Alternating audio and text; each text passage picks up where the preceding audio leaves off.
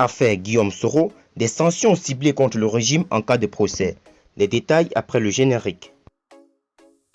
Avant de commencer, n'oubliez pas de vous abonner et d'activer la cloche de notification, car cela va vous permettre de ne plus manquer les prochaines vidéos. C'est parti!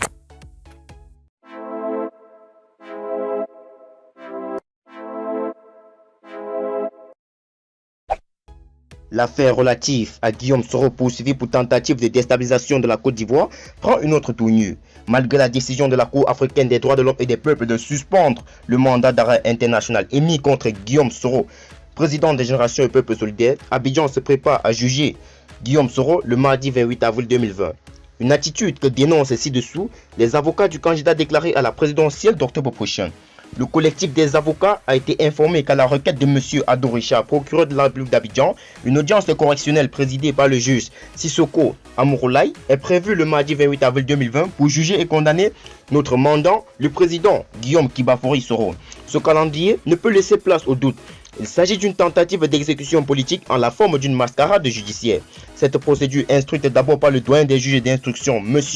Koulibaly Ousmane Victor, puis par le conseiller désigné par la Cour de cassation, M. Kone Kalilou, présente une singulière célérité dans son audiencement, alors même qu'une note de service du ministre de la Justice du 18 mars 2020 commandait le report de l'ensemble des audiences à raison du danger lié au Covid-19, avant qu'une seconde note du 20 mars 2020 nous revienne sur cette décision. L'unique objectif de cette audience précipitée vise à rendre inéligible M. Guillaume Kibafori Soro, candidat à l'élection présidentielle, dans le cadre d'un jugement prévu à être rendu en catimini à huis clos, en violation de toutes les règles de droit et de procédure, sans qu'il ne soit tenu compte des exigences sanitaires et au prétexte d'accusations fantasques, calomnieuses et du reste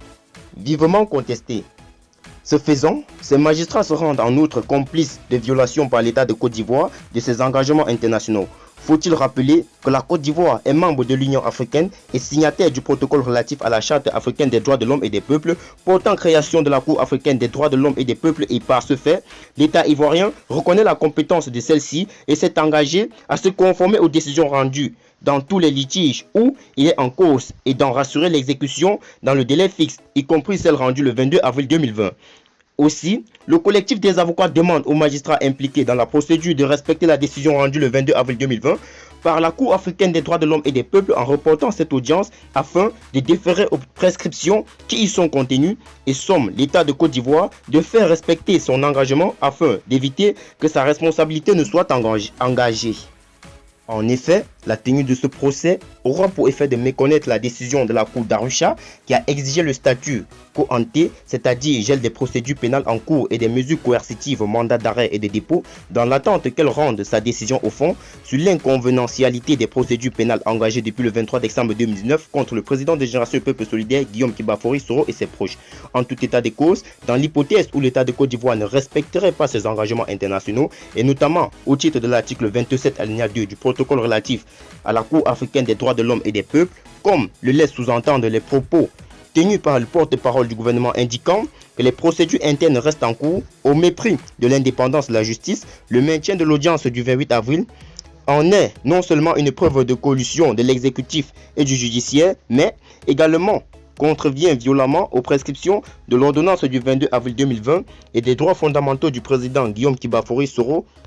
Le collectif entend saisir une fois de plus et autant de fois que nécessaire la Cour africaine des droits de l'homme et des peuples selon la procédure d'urgence pour faire censurer toutes les décisions inconventionnelles qui résulteraient de cette audience et engager toute autre procédure internationale au fin de voir infliger des sanctions ciblées contre le ou les individus, en ce compris les magistrats qui auront diligenté, organisé ou collaboré à la tenue de cette audience.